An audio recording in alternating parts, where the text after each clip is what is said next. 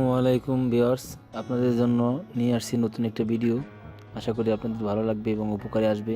যারা নতুন আছেন কিংবা কাজ শিখছেন কিংবা বিগিনার, তাদের উদ্দেশ্যে আমি বলছি।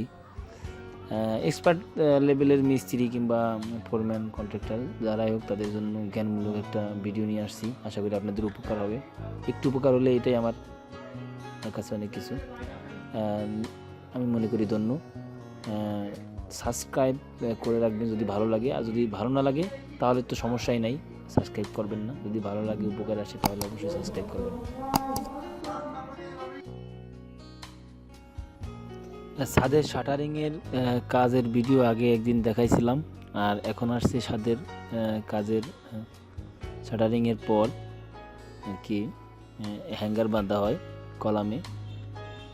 10 মিলি কি 8 মিলি রড দিয়ে হ্যাঙ্গার বাঁধা হয়।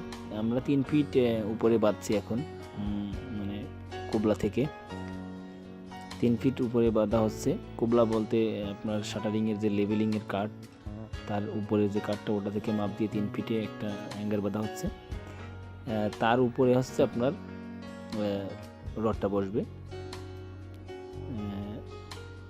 রড বসার আগে হচ্ছে আপনার স্টেট রড দিয়ে বসানো হয়েছে। আপনারা দেখছেন যে স্টেট রড বসানো হয়েছে, দেখতে পারবেন একটু পরেই।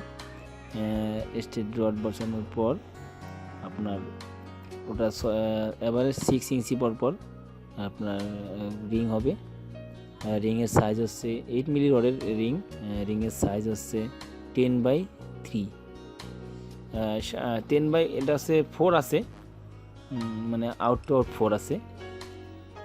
16 মিলি ডয়া দিয়ে আর কি আপনার নিচে কাভারিং দেওয়া হবে 1.5 ইঞ্চি কিংবা 1 ইঞ্চি। তারপরে আপনি এখানে রডে লেপিং দেওয়া হয়েছে, 26 ইঞ্চি ডক পিন দেওয়া হয়েছে লেপিংয়ের রডে। কলামের কর্নারে হচ্ছে লেপিংয়ের বাউন্ডিং হচ্ছে, দেখছেন আপনারা কলম থেকে কাছাকাছি আছে লেপিং এরিয়াটা। মিডিলে না পড়লে সমস্যা হয়। আপনারা সবসময় চেষ্টা করবেন যে কলমের পাশেই দেওয়ার লেপিংটা। এখানে রিং বাঁধানো হবে। তারপরে রিং বাঁধার জন্য রিং বানানো হচ্ছে আর কি।